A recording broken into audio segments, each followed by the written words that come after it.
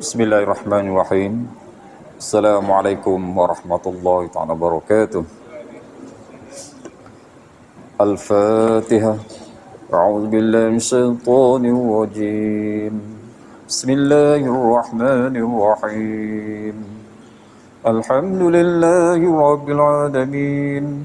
Ar-Rahmanir Rahim.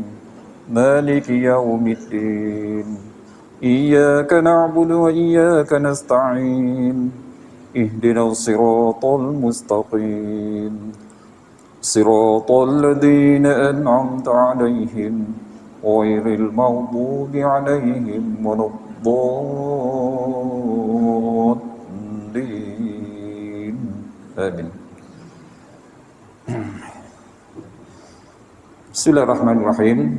Alhamdulillahirabbil alamin wa bihi nasta'inuhu wa nu'minu bihi wa natawakkalu alayhi wa na'udzu billahi min shururi anfusina wa min sayyiati a'malina may yahdihillahu fala mudilla lahu wa may yudlil fala hadiya lahu asyhadu an la ilaha illallah wahdahu la syarika lahu wa asyhadu anna muhammadan 'abduhu wa rasuluh rabbi shrah li sadri wa yassir li amri wahlul 'uqdatam min lisani yafqahu qawli. Subhanaka la ilma lana illa ma 'allamtana innaka antal alimul hakim. Allahumma iftah bainana wa baina qaumina bil haqqi wa anta khairul fatihin. Allahumma faqihna fid din wa 'allimna ilman nafi'an ya arhamar rahimin. Amma ba'du. Alhamdulillah yang dikasihi dimuliakan tuan-tuan imam, ahli jawatan kuasa masjid, muslimin dan muslimat para jemaah yang dirahmati, dikasihi, lagi disayangi Allah Subhanahu wa taala. Bersyukur kita kepada Allah Subhanahu wa taala di pagi yang penuh keberkatan, di bulan yang berbahagia ini, kita ditempatkan oleh Allah Subhanahu wa taala semata-mata dengan kasih sayang, inah dan taufik kepada Allah Subhanahu wa taala. Alhamdulillah kita dapat tunaikan fardhu subuh jemaah dan dapat kita masukkan lagi dalam pelajaran tafsir. Jadi insya-Allah kita lihat surah Ali Imran ayat yang ke 135. 135. Alhamdulillah muslimin dan muslimat yang Allah SWT, Ramadan, Syahrul Quran, ya, bulan di mana Allah SWT turunkan Al-Quran kepada junjungan besar kita Muhammad sallallahu alaihi wasallam yang membawa manusia daripada kegelapan kepada sinar hidayah daripada Allah Subhanahu wa taala. Jadi kita umat Islam, kita kena rebut peluang. Kita hari ni hari dah 15 dah. 2 hari lagi, maka ada sambutan dipanggil Nuzul Al-Quran. Orang kita ni sambut Nuzul Al-Quran sebab nak makan. Sebab buat jamuan. Kita kena rebut bulan Ramadan, keberkatannya, dan Al-Quran itu sebagai mukjizat yang diturunkan kepada Allah, Nabi sallallahu alaihi wasallam. Mukjizat khalidah yang kekal. Inilah yang kita kena faham. Kita kena menguasai, bukan sekadar membaca saja, tapi kita nak faham isi kandungan Al-Quran itu. Sebab maka di antaranya soalan yang akan diajukan kepada mayat dalam kubur nanti, iaitu mari kita buka, apakah kitab yang menjadi panduan kamu?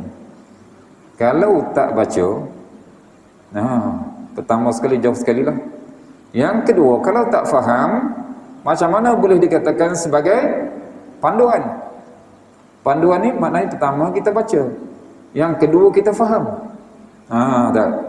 Dari yang ketiganya, kita cuba untuk beramal. Jadi rebutlah peluang. Bukalah sanubari kita ini. Kita nak faham isi kandungan Quran.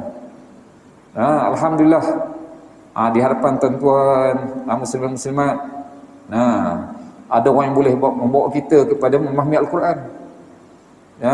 Jadi kita ni bukan bulan Ramadan saja tak. Di luar Ramadan pun kita kena bagi masa. Pertama sekali, ilmu itu betapa pentingnya kepada umat Islam. Yang keduanya, Al-Quran itu sendiri. Bukan sekadar kita nak baca saja, tapi kita nak memahami, nak menghayati untuk kita amalkan. Sebab inilah merupakan anugerah Allah Ta'ala kepada kita melalui Nabi sallallahu alaihi wasallam. Kitab yang paling agung sekali yang tak pernah Allah turunkan. Hanya Al-Quran dah yang lebih hebat lagi daripada kitab-kitab yang lain. Ya Allah Subhanahu wa taala, Allah Taala sebut dalam Quran, "Ma'adzubillahi syaitanir rajim, nahnu nazzalna dzikra wa inna lahu lahafizun." Kamilah menurunkan zikra, peringatan itu Al-Quran ini, dan kamilah yang menjaganya. Allahu Akbar, ya. Jadi orang yang dirahmati Allah Subhanahu wa taala, orang yang dapat menghayati Al-Quran, ya, untuk mereka iktibar dan mengambil pengajaran serta beramal dengan isi kandungannya. Dan ingatlah betapa agungnya Al-Quran. Nabi sallallahu alaihi wasallam ada bersabda, ya, Nabi sallallahu alaihi wasallam sabda, "Al-Qur'anu hujjatun laka aw 'alaika." Al-Quran akan menjadi peguam bela bagi engkau ataupun akan menjadi peguam cara bagi engkau. Peguam bela, alhamdulillah. Dalam kubur nanti pun Al-Quran akan menjadi pendinding. Malaikat tak boleh hampir untuk tanya soal. Sebab apa? Al-Quran yang akan menjawab. Dan juga insya-Allah pada hari kiamat juga Al-Quran juga akan menjadi hujah, akan menjadi dalil, akan menjadi benteng kepada orang yang baca, orang yang beramal dengan isi kandungan Al-Quran tadi, insya-Allah mereka akan diselamatkan di dunia dan juga di akhirat. Insya-Allah. Baik, jadi insya-Allah kita lihat kepada kupasan kita ini, ya. Baik, pertama sekali kita lihat apa? Kesinambungan. Tu. Pertalian ayat yang dahulu dengan ayat yang akan kita petikkan pada pagi ini. Baik, pada ayat lepas, maka Allah Taala perintahkan kita ni umat Islam supaya bersegera mendapat pengampunan kepada Allah Taala. Allah. Lebih ni kata bulan Ramadan banyak-banyak beristighfar, itu di antara kaifiat untuk mendapat pengampunan kepada Allah Taala. Baik, yang mana Allah sediakan syurga untuk mereka seluasnya langit hingga bumi. Allahu Akbar. Dan kemudian Allah Taala cakap sifat mereka. Sifat mereka yang dapat pengampunan Allah Taala itu di antaranya adalah mereka membelanjakan harta mereka ketika susah dan juga senang. Mereka menahan kemarahan. Mereka itulah orang yang dicintai oleh Allah Subhanahu wa taala. Itu sifat mereka. Dan insya-Allah kita akan lihat pagi ini juga sambungan kepada sifat tersebut. Sifat mereka yang dapat maghfirah dan juga syurga yang dijanjikan oleh Allah Subhanahu wa taala untuk mereka ini. Jadi insya-Allah kita lihat ayat yang ke-135. A'udzu billahi minasy syaithanir rajim. وَالَّذِينَ إِذَا فَعَلُوا فَاحِشَةً أَوْ ظَلَمُوا أَنفُسَهُمْ ذَكَرُوا اللَّهَ فَاسْتَغْفَرُوا لِذُنُوبِهِمْ وَمَنْ يَغْفِرُ الذُّنُوبَ إِلَّا اللَّهُ وَلَمْ يُصِرُّوا عَلَى مَا فَعَلُوا وَهُمْ يَعْلَمُونَ. Okey. Baik, jadi ayat ni Allah Taala berfirman, "Walladzina idza fa'alu fahishatan", ini sifat mereka yang seterusnya. Yang dulu sifat apa? Sifat mereka pertama sekali membelanjakan harta mereka. Ambillah bulan Ramadan ni kan. Banyaklah bersedekah. Sebab bulan Ramadan ni setiap yang sunat akan digandakan pahala seperti pahala fardu. Mana dapat bulan lain tak? Allah. Yang fardu kena jagalah. Ini sekarang sembahyang Isyak, sembahyang apa? Sembahyang tarawih. Sembahyang yang lain tak sembahyang. Silap banyak. Allah, silap banyak sebab tak ada ilmu tu. Okey, baik, ya. Jadi yang pertama dahulu iaitu mereka membelanjakan harta mereka di jalan Allah. Yang kedua, mereka yang menahan kemarahan. Marah ni boleh, tapi mesti pada tempat bertepat, kena pada keadaannya, kena marah. Baik, yang ketiga ni walladzina idza fa'alu fahishatan, dan juga orang-orang yang apabila mengerjakan perbuatan keji. Perbuatan keji mana buat benda yang berdosa. Dia sedar dia buat berdosa tadi. Okey, nampak mereka berbuat insaf au zalamu anfusahum, atau mengenai diri mereka. Ni diri macam mana? Dulu tak sembahyang. Dulu tak puasa. Sekarang dah bertaubat. Nak jaga solat, nak jaga puasa, nak jaga amal-amalan hak sunat juga. Tu. Okey, dua sifat dah. Yang ketiga, dua sifat di sini. Yang ketiga sini, campur dulu dua dah. Ya. Baik, zakarullah. Zakarullah ini yang seterusnya yang kelima dah. Tu, mereka ingat kepada Allah. Ingat ni mana? Zikir kepada Allah. Sebab tu banyaklah bulan-bulan Ramadan ni kan. Ya. Satu subhanallah. Satu subhanallah tersebut, maka Allah tumbuhkan satu pohon, satu pokok dalam syurga. Ya Allah. Nanti jangan pula kata apa, kalau boleh masuk syurga nanti, tapi sebab apa? Zikir pun kurang. Esok orang lain pokok banyak, kita pokok sikit. Sekarang ni kalau kita kebun kalau kebun tak tanam apa, dia kata rugi dah. Jadi tanam siap-siap. Ya. Sebab tu dah dunia ni tempat kita, tempat kita untuk bercucuk tanam. Bukan pokok-pokok dah, tapi dengan amal ibadat. Sebab tu kata ulama, ad-dunya mazra'atul akhirah. Tu dunia ini adalah ladang bagi akhirat. Sebab hasilnya kita tuai besok. Di akhirat besok. Tu. Sebab tu kita ni umat Islam, kita kena yakin. Yakin dengan sungguh-sungguh, walaupun kita tak nampak janji Allah Taala apa yang diberikan Nabi SAW, tapi perkara tersebut pasti akan dapat. Pasti akan dapat. Tapi kena iman yang sempurna lah. Iman yang sempurna, yang sediakan iman dan amal soleh, insya-Allah dimasukkan ke syurga, akan dapat segala apa dijanjikan oleh Allah SWT. Sebab ayat 133 Allah sebut dah, syurga tadi untuk siapa? U'iddat lil muttaqin. Tu, u'iddat lil muttaqin, yang disediakan kepada orang-orang yang bertakwa. Orang bertakwa apa? Orang yang melaksanakan segala perintah Allah dan menghindari segala yang dilarang oleh Allah SWT. Allah Akbar, ya. Okey, jadi 3 sifat pula yang kita campur sini. Maka mereka mencari apa? Keredaan Allah. Jadi Allah bagi apa? Fastaghfiru li dzunubihim. Maka maka mereka memohon ampun terhadap dosa-dosa mereka. Dosa mereka dah. Baik, jadi makna di sini, selain daripada mereka ini apa? Taat kepada Allah dengan fizikal mereka, kemudian dengan harta mereka belanjakan di jalan Allah Taala dengan infaknya. Dan kemudian terhadap kesilapan dan dosa-dosa mereka, apabila mereka berbuat dosa, mereka segera mengiringinya dengan taubat dan memohon ampun kepada Allah SWT. Inilah Allah dah bagi clue pada kita. Kalau kita ni rasa kita buat sesuatu yang silap, satu yang dosa, cepat-cepat minta pengampunan, cepat-cepat kita buat kebaikan. Allah sebut dalam Quran juga, innal hasanati yudhibna sayyi'at. Setiap perkara yang baik itu Allah akan hapuskan dosa-dosa dia. Dengan istighfar itu salah satu. Yang lain juga. Maka di antaranya lah banyak bersedekah. Terutama kita bulan Ramadan ni. Sebab dengan sedekah ini, ada Nabi SAW sebut dah, inna sadaqata tudfi'un nara. Allah Akbar. Sesungguhnya sedekah dapat memadamkan api neraka.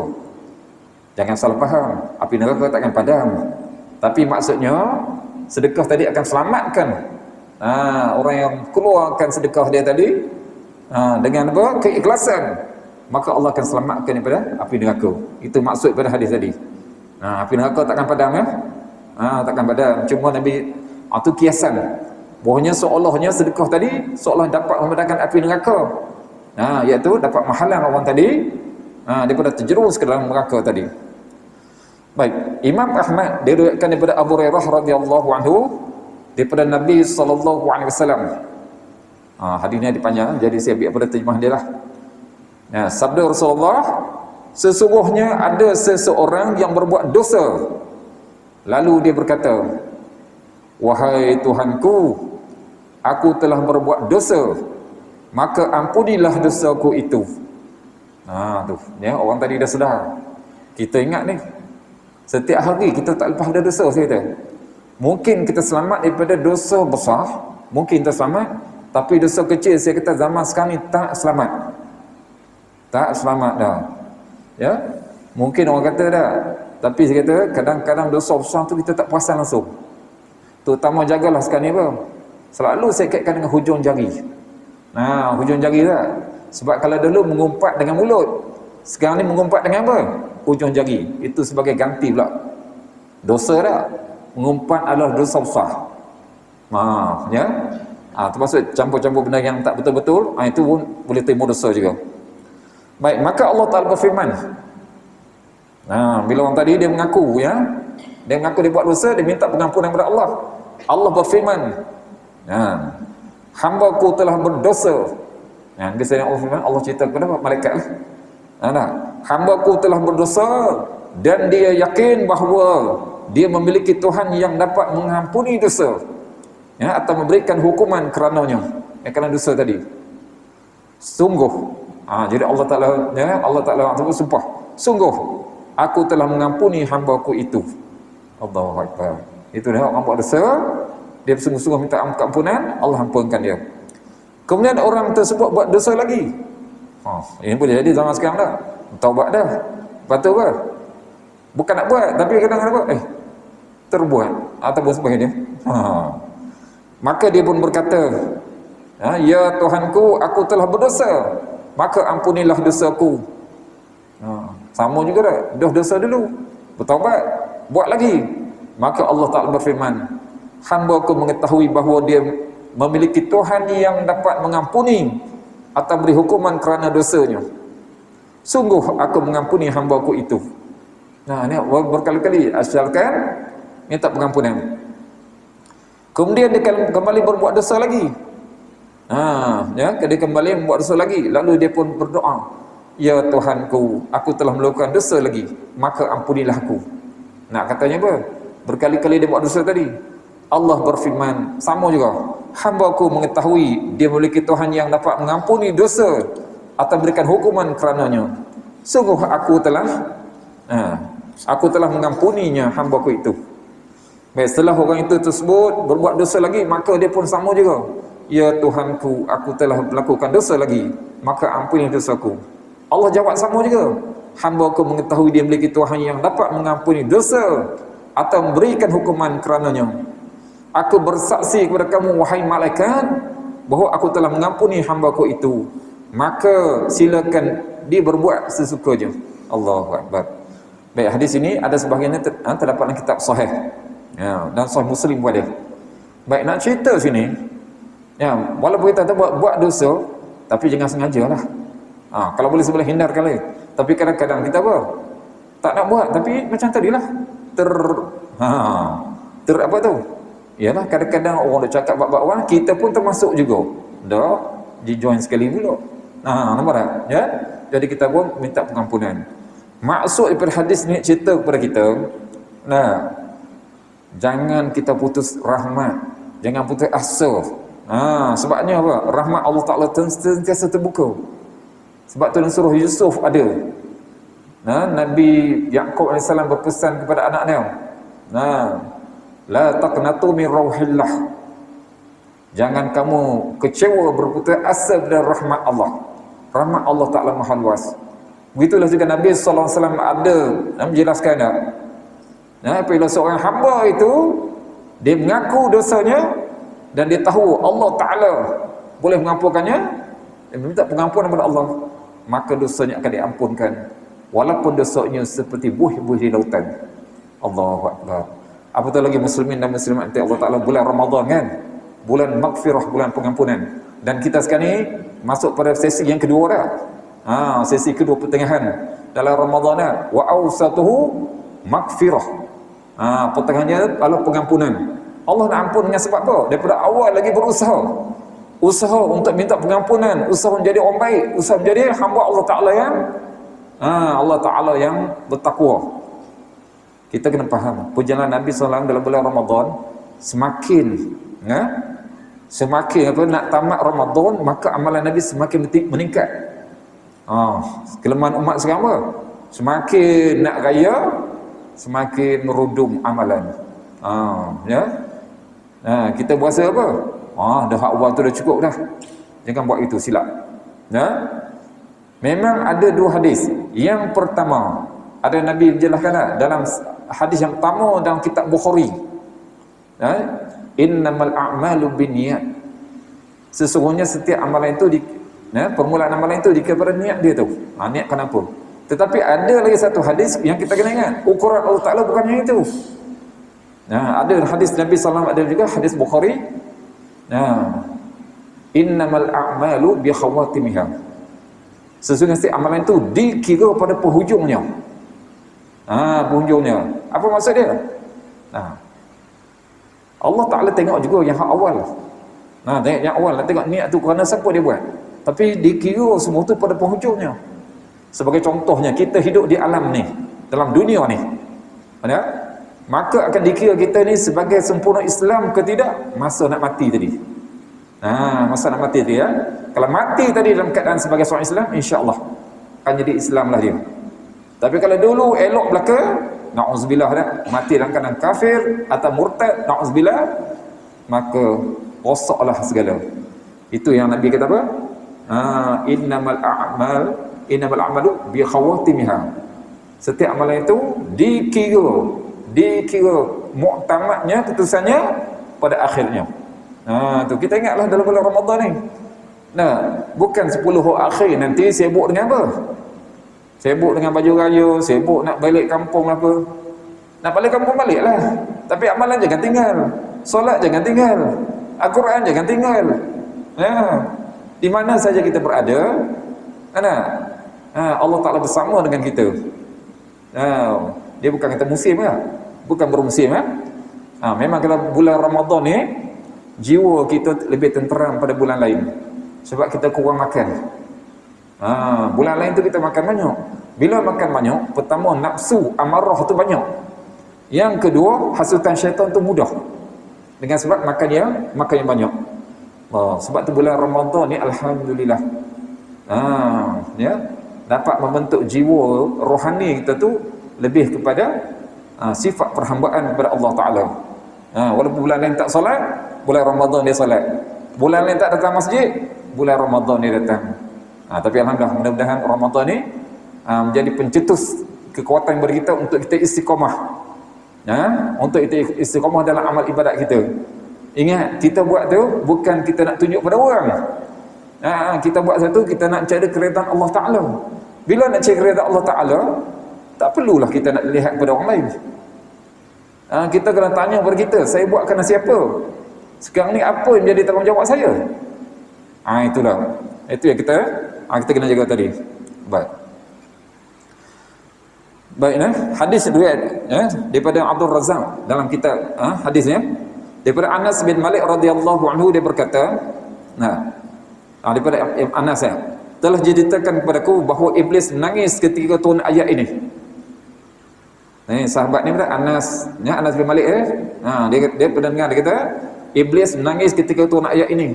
Walladzina idza fa'alu fahishatan aw zalamu anfusahum dzakarallaha fastaghfiru li dzunubihim. Orang-orang apabila mengerjakan perbuatan keji atau mengenai diri sendiri, mereka ingat kepada Allah, lalu memohon ampun terhadap dosa-dosa mereka. Tu ayat ni, iaitu sebab Allah Subhanahu Wa Taala terima taubat hamba-hambanya ini, sedangkan iblis Allah Taala tak pernah terima. Nampak? Itu orang iblis menangis, yang diriwayatkan daripada Anas bin Malik tadi. Baik. Dan ada apa? Jadi mereka ni, kenapa mereka minta pengampunan kepada Allah? Tengok ayat seterusnya. Maka Allah berfirman, wa may yaghfiru dzunuba illallah. Ini dalam keyakinan mereka.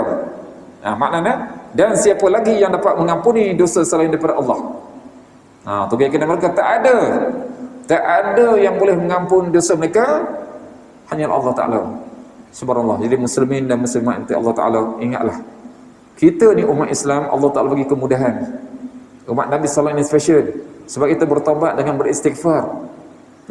Dengan kita beristighfar, itu cara kita bertaubat kepada Allah SWT.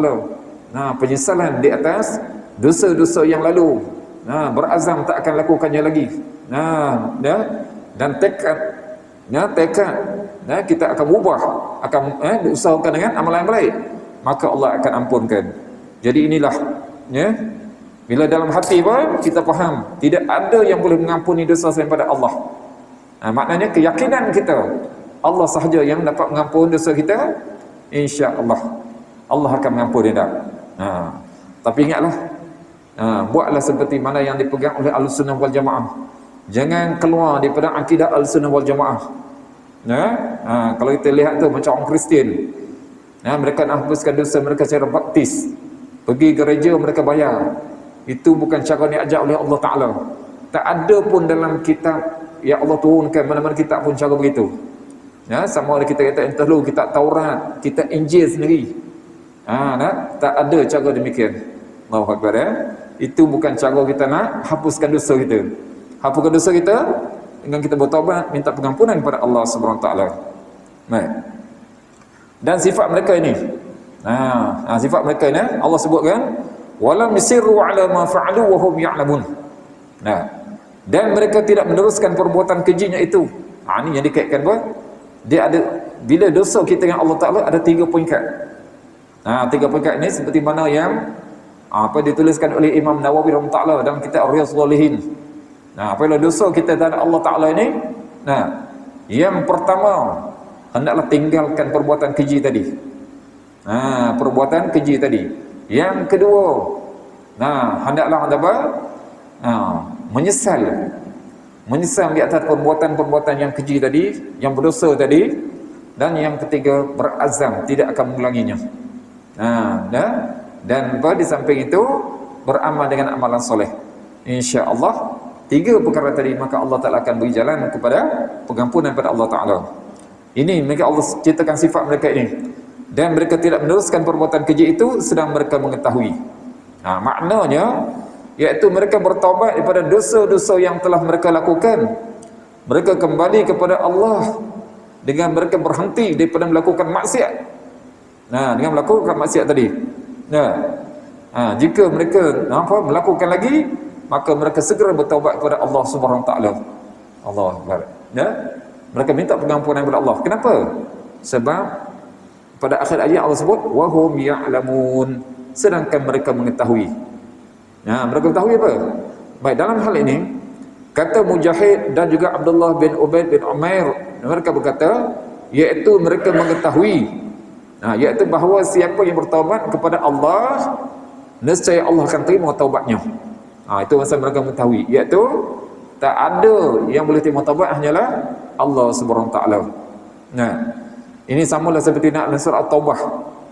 Dalam surah At-Taubah ayat 104 Allah Ta'ala berfirman, "Ba'dbillahi syaitanir rajim, alam ya'lamu anna Allah wa yaqbalu taubata an ibadih." Apakah mereka tidak mengetahui bahawa Allah akan menerima taubat dari hamba-hambanya? Ya, Allah Ta'ala tujukan pada orang musyrikin. Tak tahukah mereka bahawa Allah Ta'ala terima taubat kalau mereka bertaubat? Allah Akbar, baik. Dan sama juga dalam surah An-Nisa. Dan surah An-Nisa ayat 110 Allah berfirman, "Wa may ya'mal su'an aw yadhlim nafsahu summa yastaghfirillaha yajidillaha ghafurur rahima." Dan barang siapa mengerjakan kejahatan atau mengenai dirinya sendiri, diri zalim diri macam mana? Tahu sembahyang tu wajib, tak sembahyang, perkara hak wajib ditinggalkan, perkara yang dilarang dia laksanakan. Itu. Dia yang buat mereka mengerjakan kejahatan atau mengenai diri sendiri, kemudian memohon keampunan kepada Allah. Nescaya dia akan mendapat Allah Ta'ala Maha Pengampun lagi Maha Penyayang. Subhanallah. Allah gambarkan Allah Maha Pengampun, kemudian Allah Maha Penyayang.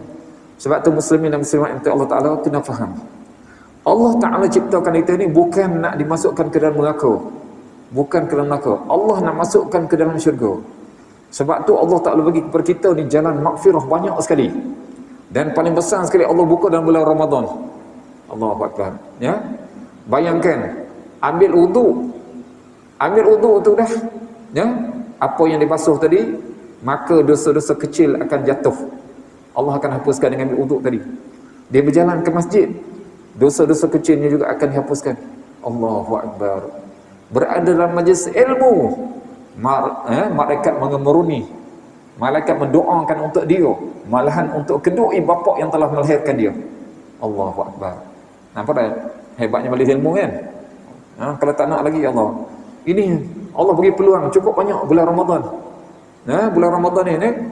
Sebab itulah hak yang dalam hadis Nabi sallallahu alaihi wasallam ada menjelaskan siapa yang tidak diampunkan dosanya setelah keluar pada Ramadan, dialah orang yang malang.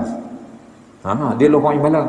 Jadi seolahnya orang yang betul-betul buat amal ibadat ni pada bulan Ramadan ni, bila dia keluar bulan Ramadan tu, seolahnya macam dia dihapuskan segala dosa-dosanya. Itu dengan izin Allah Ta'ala. Dan demikianlah juga orang yang balik haji, yang dia kena sebagai haji mabrur. Haji yang diterima Allah Ta'ala dah. Dia pergi sana, kemudian dia dapat pengampunan pada Allah Ta'ala, maka baliknya tu dalam keadaan dia disuci pada dosa.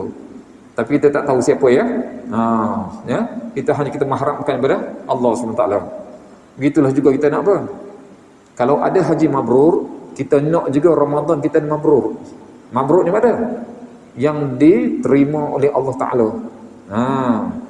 Dia sebenarnya, kalau kita nak lihat satu-satu itu diterima oleh Allah, Allah akan bagi pertama, dia akan dapat istiqamah.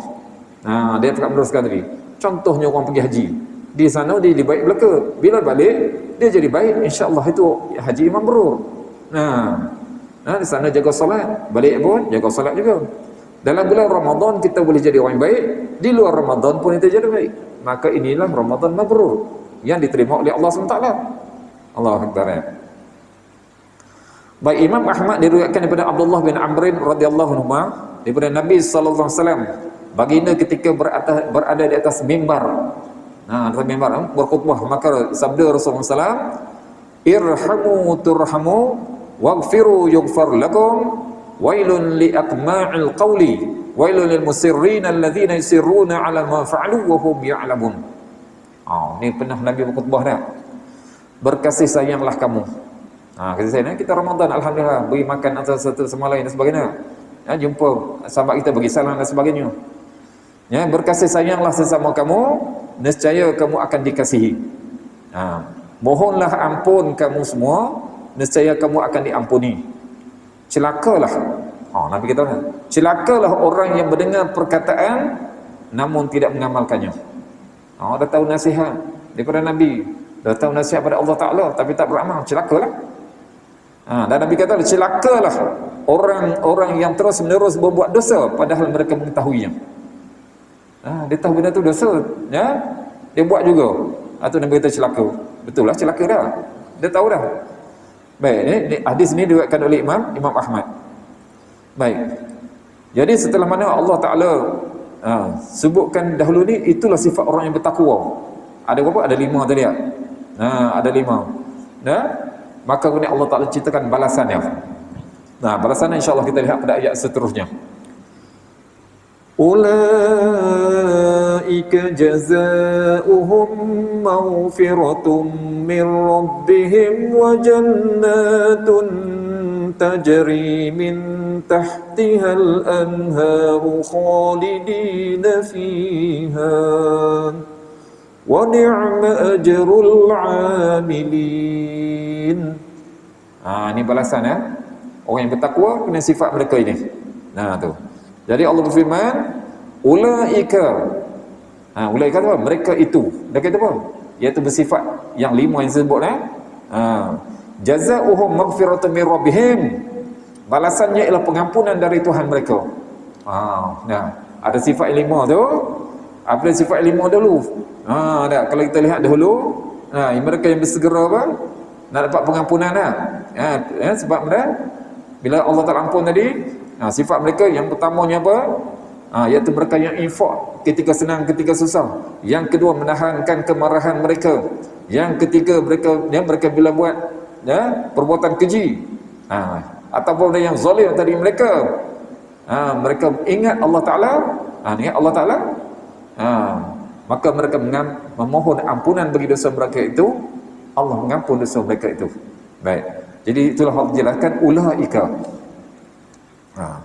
Iaitu maksudnya adalah pahala yang mereka dapat di atas sifat-sifat mereka itu, yang Allah berikannya adalah syurga sebagai balasannya. Syurga. Sebab tu Allah jelaskan ulaika jazaohum, balasan mereka maghfirah, pengampunan daripada Tuhan mereka. Bila Allah Ta'ala ampun, makna Allah redha. Bila Allah redha, balasannya adalah apa? Syurga Allah Ta'ala. Sebab tu Allah sambungkan, pertama pengampunan, yang kedua wa jannatun tajri min tahtihal anhar. Nah, tu dah. Dan syurga Allah sebut, ya, syurga yang di dalamnya mengalir anak-anak sungai. Oh, kita bayangkan syurga ni sebenarnya kebun. Ya, kebun bila ada anak sungai, cantik dah. Tanah yang subur. Tanah yang subur, tanah yang elok. Nah, itu Allah sebutkan ada anak sungai. Nah, bukan yang kering kontang ataupun tanah tandus. Tak. Malahan kemudian Allah bagi pula kepada mereka. Jangan bimbang nak. Khalidina fiha. Mereka kekal berada dalamnya. Masuk syurga tak akan keluar dah. Sebab apa? Itu tempat yang selamat. Tempat yang selamat. Allah. Dan semua balasan itu Allah bagi kepada mereka. Kenapa tadi? Sebab pahala mereka. Wa ni'ma ajrul 'amilin. Dan itulah sebab baik pahala bagi orang-orang yang beramal. Tu, nampak tak? Ya. Jadi Allah Ta'ala cerita dah, orang yang beramal balasan mereka syurga. Sebabnya tempat kembali manusia ni dua je. Bukan tiga dah. Setengah orang kata, ya, kita buat baik, kita buat jahat tak apa. Nanti kita duduk tengah-tengah. Tak ada tengah-tengah. Akhir sekali dia sama ada syurga atau neraka. Dua tempat tu je. Itulah alam yang terakhir. Alam itu yang terakhir yang kita ini setiap orang akan lalui. Sebab tu dalam surah Insyiqaq Allah sebut dah, latarkabunna tabaqan an tabaq. Latarkabunna, sesungguhnya kamu wahai manusia akan menjalani proses pengembaraan kamu dah daripada satu posisi kepada satu posisi dalam kehidupan kamu. Dalam kehidupan kamu. Sebab itu kita nak, yang pertama sekali kita masa alam arwah dulu. Alam arwah, kena ingat. Masa alam arwah ni tak ada orang kafir, tak ada orang beriman. Semua sama saja. Semua kita tu Allah, ya, Allah dah cipta semua dah. Ya, hak sejak Nabi Adam sampai yang belum ada lagi kan, dah ada dah. Itu dipanggil alam arwah. Walaupun kita lepas mati dipanggil arwah je dah. Alam hak dulu, alam yang pertama dulu. Alam ini kita ni berjalan direct, tak akan patah balik. One way, tak akan patah balik. Pertama alam arwah. Alam arwah dulu, semua makhluk ini, semua makhluk ini telah berjanji dengan Allah Ta'ala. Janji apa? Allah ambil perjanjian pada alastu bi rabbikum. Itu alam arwah tu. Alastu bi rabbikum, bukankah aku ini Tuhan kamu semua? Semua makhluk jawab apa? Qalu bala. Jawab mereka, ya sudah tentu ya Allah, engkaulah Tuhan kami. Pengakuan apa? Manusia ni juga tak akan syirik kepada Allah, akan mentauhidkan Allah, mengesakan Allah, akan menjadi hamba yang berbakti kepada Allah, hamba yang soleh, tak akan jadi hamba yang derhaka. Itu perjanjian lah. Ingat, kita ada berjanji dengan Allah SWT. Tu. Itu dalam alam arwah. Dalam alam arwah pula kita berpindah ke dalam alam rahim ibu. Rahim ibu dah. Rahim ibu sebentar sekali. Lebih kurang dalam 9 bulan. Orang panggil 9 bulan 10 hari dah. Ada yang cepat, ada yang lambat. Paling lambat sekali Imam Syafi'i 4 tahun. Sebab tu dia apa? 4 tahun ibu dia mengandung baru dilahirkan. Sebab tu bijak dia.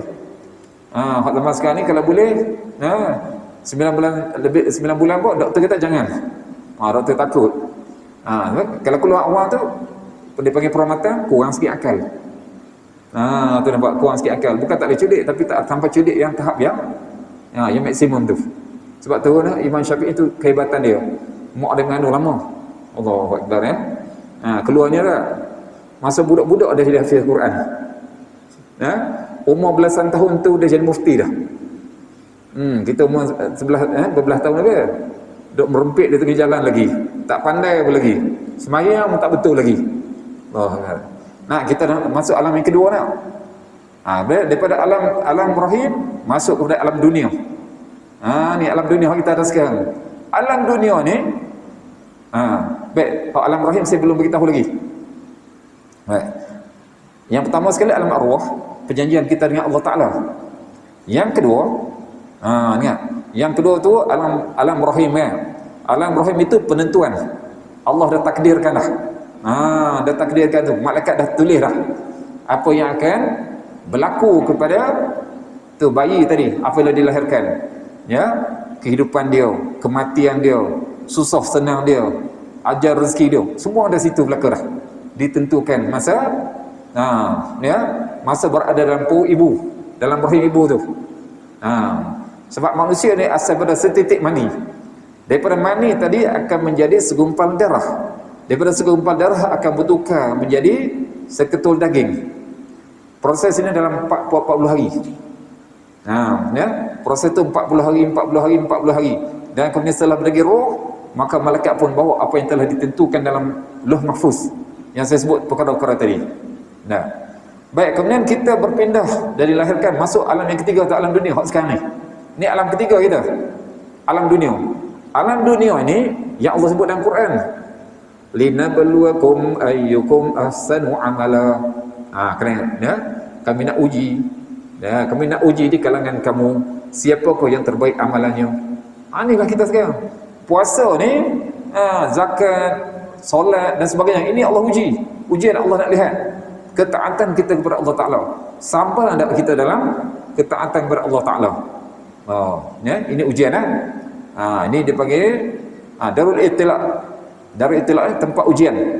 Ini kehidupan dunia. Kehidupan dunia, iaitu merealisasikan alam rahim.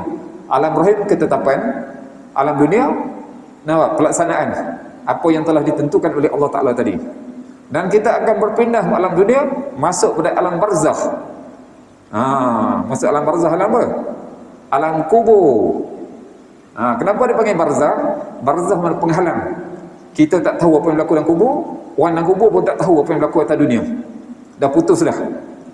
Sebab tu kita di sini pula kita kena faham pula. Sini juga dia bertempat balasan lah. Balasan kecil panggil.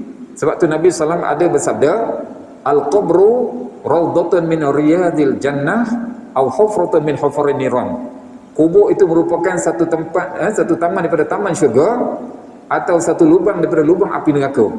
Maknanya situlah ada nikmat dan ada azab dalam kubur. Tu ujian yang pertama ya. Pengembaraan kita tu. Tu yang keberapa tu? Itu alam yang keempat.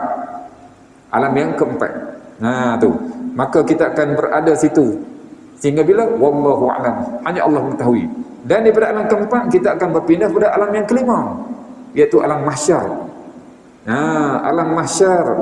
Alam mahsyar ni manusia akan dibangkitkan, dibuka kubur mereka, semua akan dibangkitkan semula, dihimpunkan, yang dikenal sebagai padang mahsyar. Mahsyar adalah tempat perhimpunan, berdepan dengan Allah Ta'ala untuk diadili, untuk diadili segala apa yang mereka telah lakukan dahulu. Masa alam yang ketiga dah, alam dunia yang Allah beri tu. Alam ketiga Allah beri masa ni yang kita sekarang ni. Alam keempat tu untuk diberi balasan. Dan akhir sekali itu ditimbang segala amal ibadat. Yang baik, yang buruk semua akan diberi balasan. Belum lagi dapat tu. Baru alam yang kelima. Hanya ditimbang baru. Tapi di situ pun ada dah. Dulu azab kubur. Kemudian di padang mahsyar ada juga. Ada yang dikatakan apa? Peluh disiksa dengan peluh. Ada yang sampai buku lali, ada yang sampai lutut, ada yang sampai pinggang, ada sampai dada, ada yang tenggelam pun ada. Dia seolah macam kita buang air dalam botol dia. Orang lain tak kena. Dalam tu dia kena, dia sendiri yang kena. Dia sendiri yang hadapi. Setelah ditimbang, setelah timbang dia akan masuk pada alam yang terakhir, alam yang ke-6. Alam yang ke-6 daripada mahsyar. Kenapa dipanggil alam? Sebab alam ni kita putus tak akan patah balik. Baik, tapi penyambung dia, penyambung alam kelima dengan alam ke-6 ni adalah Siratul Mustaqim. Kita akan lalui Siratul Mustaqimnya, titiran sirat. Titiran siratnya, yang mana situ ulama ada banyak pandangan. Ada mengatakan bahawa jauh perjalanannya itu adalah dia berbeza-beza pendapat. Ada yang mengatakan apa? Naiknya 500 naiknya 500 tahun, mendatangnya 500 tahun, turunnya pula 500 tahun. Kalau ikut itu 1500 tahun. Tapi ada mengatakan ribuan lagi. Itu Allahu Ta'ala. Allah yang mengetahui ya. Bila lepas pada situ, barulah masuk alam terakhir sekali. Alam yang ke-6 itu sama ada syurga atau neraka. Nampak, itulah sekali final. Syurga ataupun neraka. Yang lepas daripada sirat, maka masuklah mereka syurga. Itu dengan rahmat Allah Ta'ala. Adapun yang sangkut di sirat, jatuh ke bawah, masuklah mereka ke neraka. Wah, nampak tak? Itu yang Allah sebut dalam surah Insyiqaq tak? La tarkabuna tabaqan an tabaq. Ya, kamu wahai manusia pasti akan melalui. Kamu melalui apa? Proses demi proses dalam kehidupan kamu. Daripada kamu tiada sampailah kamu berjumpa dengan Allah Ta'ala. Dan akhir sekali sama ada syurga neraka. Itulah final bagi kehidupan semua makhluk. Allahu Akbar. Itu sebab kita kembali semula pada ayat ini. Nanti Allah sebut akhir dah. Wa ni'ma ajrul 'amilin. Nampak tak?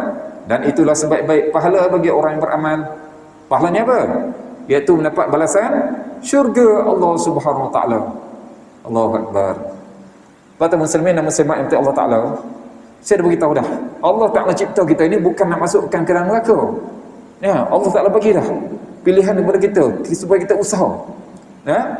Pintu rahmat Allah Taala luas, pintu pengampunan Allah luas. Saya kata apa ni? Perkara-perkara yang dapat menghapuskan dosa tadi banyak. Banyak ada.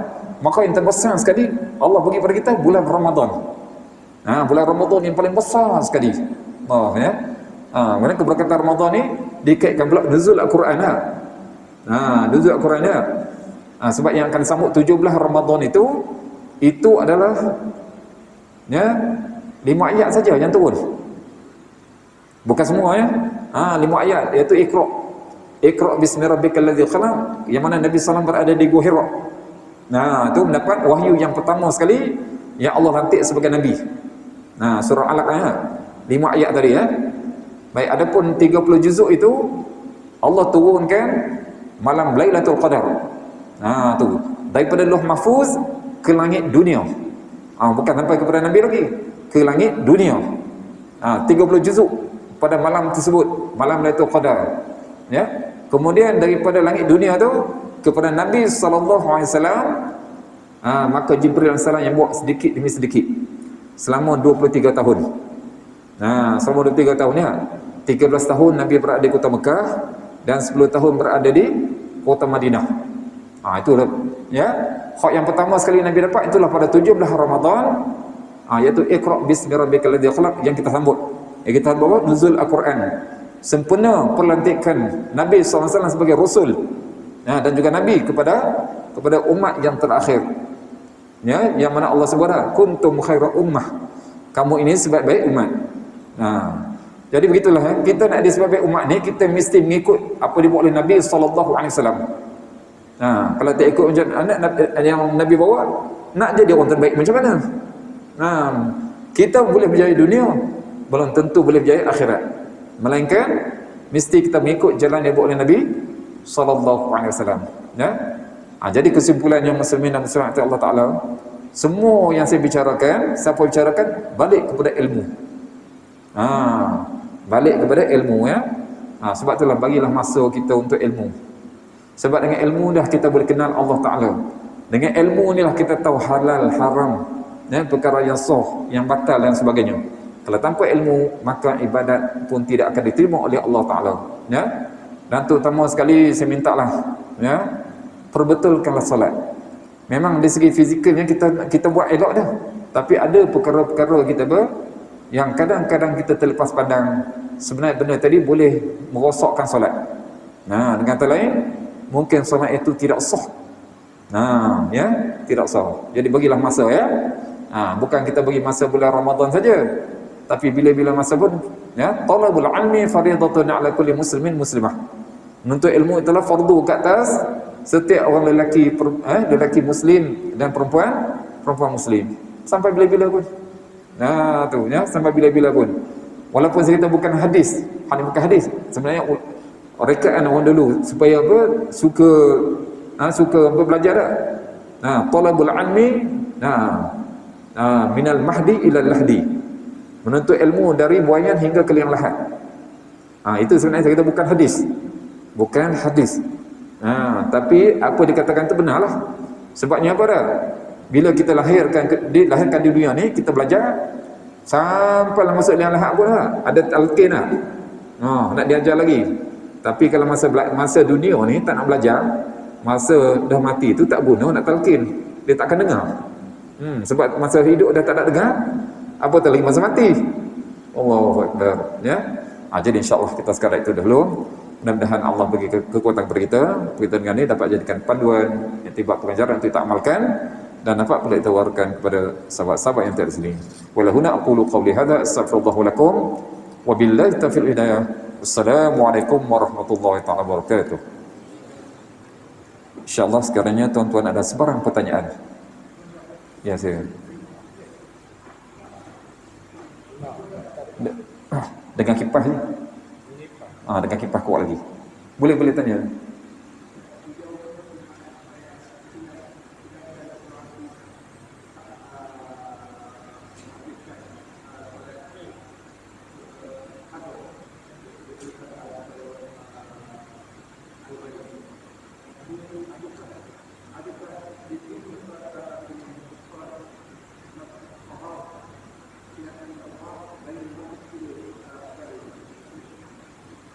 Okey, saya dengar yang pertama orang sembahyang tarawih, dia niat ganti.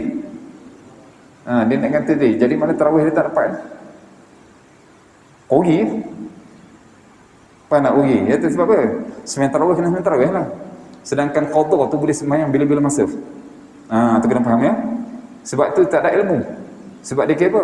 Daripada saya penat-penat sembahyang sini, baik-baik saya qadha. Hak qadha tu wajib lagi. Allahu Akbar. Ya? Dulu kenapa tak solat? Itu kita apa? Dia tak dapat tarawih tadi. Boleh ya? Tak dapat tarawih tadi. Sedangkan tarawih hanya dalam bulan Ramadan sahaja. Dalam bulan Ramadan je. Okey, yang kedua tu saya kurang tu.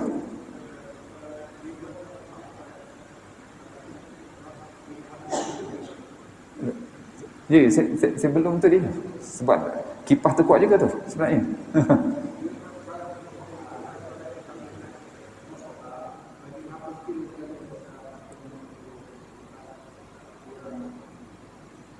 Salat duha. Okey, salat duha. Salat duha kan? Okey, ni sebenarnya kelebihan salat duha. Baik. Setiap hari kita ni ada 360 sendi. Atau memang 360 sendi tak? 360 sendi ni. Seolah macam apa? Satu sendi mewakili satu hari dalam setahun. Sebab dalam tahun hijrah ada 360 hari. 360 hari dah, ya. Dengan orang, dan setiap sendi tadi dia nak supaya kita bersedekah. Dia tuntut kepada kita supaya bersedekah.